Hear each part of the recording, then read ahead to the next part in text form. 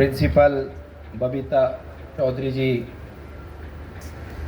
और हमारे यहाँ पर आज आए श्री राजेंद्र सिंह सेशन जज, हमारे बॉलीवुड स्टार जिनको हम देखकर बड़े हुए, कितनी मूवीज़ हमने इनकी देखी और मैं पहले भी 3-4 बार इनसे मिल चुका हूँ। हमारे कॉमन फ्रेंड है प्रदीप मोहंती, उनकी कई पार्टीज़ में और कई बार उनकी क्रिकेट टीम बाहर गई थी, उसमें भी इनसे मिलने का मुझे मौका मिला। और इनको अपने फरीदाबाद में फिर से आने के लिए बहुत बहुत अभिनंदन, स्वागत और आभार, थैंक्स। और सभी staff members, teachers, students, parents, सभी का यहाँ आने पर बहुत बहुत अभिनंदन, स्वागत। और जो परफॉर्मेंस बच्चों ने दी, जो परफेक्शन थी उनके अंदर, जो डिलीवरी जो देखने को मिली, जो मैंने देख रहा था, बहुत उनको किस तरह से परफॉर्म कर रहे थे, जिन्होंने भी उनको ट्रेंड किया, जो भी टीचर या जो भी उनके ट्रेनर हैं या जिन्होंने परफॉर्म करवाया, उनको भी बहुत बहुत मैं थैंक्स करता हूँ, बहुत बहुत धन्यवाद करता हूँ। जो एक छोटे बच्चों को परफॉर्म करवाना बहुत मुश्किल होता है। बड़ों को तो आप 1 बार 2 बार 3 बार करके आप उनको परफेक्शन ला सकते, पर छोटे बच्चों को जो नर्सरी फर्स्ट या सेकंड या एलकेजी या उस यूकेजी अपर केजी, मतलब जो पढ़ रहे हैं उनको परफॉर्म कराना बहुत ही मुश्किल होता है। तो स्कूल के सभी जो आप स्टाफ है, मेंबर्स हैं या टीचर्स हैं, उनको भी मैं बहुत बहुत थैंक्स करता हूं। और जिस तरह से ये एक स्कूल बढ़ रहा है, 2002 से 2002 से ये स्टार्ट किया था इन्होंने और आज इनकी स्ट्रेंथ 6000 के करीब पहुंच गई है। इसके लिए भी मैं इनको बहुत बहुत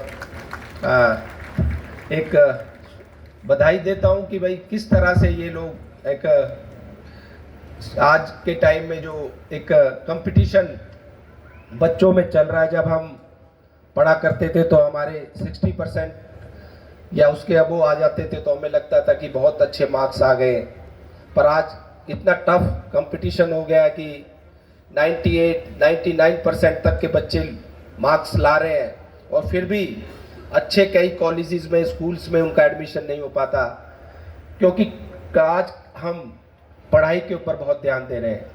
और हमारी सरकार तो जो मेरिट में बच्चे आ रहे हैं, जो अपनी काबिलियत में बच्चे आ रहे हैं, उनको ही जॉब्स मिल रही हैं। पहले हुआ करता था कि पैसे से या अप्रोच से जॉब्स मिलती थी, नौकरियां मिलती थी। आज स्टूडेंट्स या बच्चे, हमारे युवा पढ़ाई के ऊपर ध्यान दे रहे हैं। पहले पढ़ते ही नहीं थे कि क्योंकि पैसे दे के या अप्रोच से हम नौकरी ले लेंगे, पर दोबारा से ये ट्रेंड हमारे हरियाणा में चला है कि अब सभी पेरेंट्स भी और अपने बच्चे भी, स्टूडेंट्स भी पढ़ाई की तरफ ध्यान दे रहे हैं। और होना भी चाहिए। जो अगर कोई बच्चा पैसे देकर लगता है या अप्रोच से लगता है, तो एक तो जो मेरिट वाला बच्चा है, जो काबिलियत वाला बच्चा है, उसका राइट, उसका हक छीन कर लगता है। और जो पैसे देकर लगेगा वो कभी भी ईमानदारी से काम नहीं कर सकता, क्योंकि वो खुद पैसे देकर आया तो पहले अपने पैसे वसूलेगा, पैसे कमाएगा और फिर धीरे धीरे उसको उसकी आदत पड़ जाती है कि भाई ये तो एक अच्छा तरीका है पैसे लेना पब्लिक से, और उसी तरह से फिर वो ढल जाता है।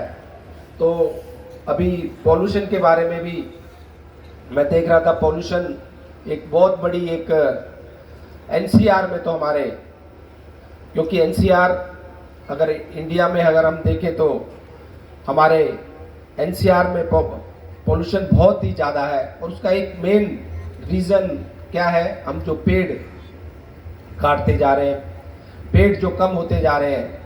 हम लोग अब जो हमारी नई जनरेशन है पेड़ की तरफ ध्यान दे रही है। हम पेड़ तो लगा लेते हैं, प्लांट तो लगा लेते हैं, पर उनकी देखभाल नहीं कर पाते, क्योंकि प्लांट लगाना तो आसान है, पर उसकी देखभाल जैसे हम बच्चे की देखभाल करते हैं उसी तरह से पेड़ों की भी देखभाल करें। क्योंकि जो अभी मैंने देखा कि आने वाला जो टाइम है, अभी हमने कोविड में भी देखा था कि कोविड में भी ऑक्सीजन की बहुत ज़्यादा दिक्कत आ गई थी, और उस समय हमें पता भी लगा कि ऑक्सीजन की क्या वैल्यू है।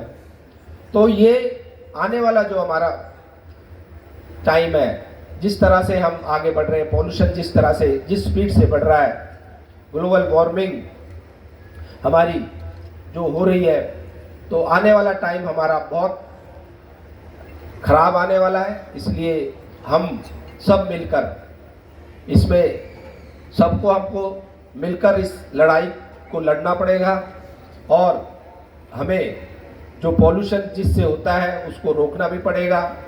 और कम से कम मतलब कितने भी हम अगर 2, 5, 6, 10 जितने भी हम प्लांट लगा सकें हमें लगाने चाहिए, और उनकी केयर भी करनी चाहिए, जिससे कि हम ज़्यादातर प्लांट की अगर हम देखें 100% में से 70% के करीब प्लांट मर जाते हैं, क्योंकि देखभाल हम सही तरह से प्रॉपर देखभाल नहीं कर पाते। 30% के करीब ही प्लांट बच पाते हैं। तो हमें इसकी तरफ भी इस और भी ध्यान देना पड़ेगा कि भाई अब किस तरह से अपने इस पॉल्यूशन को आने वाले जो एक हमारी जो हमें दिख रहा है कि आने वाले फ्यूचर में हमारी एक बहुत बड़ी एक बच्चों के लिए जो हमारे बच्चे हैं उनके लिए एक बीमारी और एक खतरा जो होने वाला है, उसको हम किस तरह से कंट्रोल करें, किस तरह से रोकें, किस तरह से कम करें, उसके लिए भी हम सबको मिलकर इस पर एक ध्यान देना पड़ेगा। और ये पॉलिटिकल मंच नहीं है, कहने को बहुत कुछ है। अभी जो हमारे बच्चे यहाँ पर हैं, जो भी हमारी इंडिया अगर हम देखें और कंट्रीज के कंपैरिजन में, तो हमारे इंडिया में 65 अबो हमारे यूथ हैं। 65% से ज़्यादा हमारे पास यूथ है, युवा है, जो हमारे एसेट्स हैं। इनमें से ही आने वाले हमारे doctors, engineers, IAS, IPS, lawyers, judiciary में भी जाएंगे।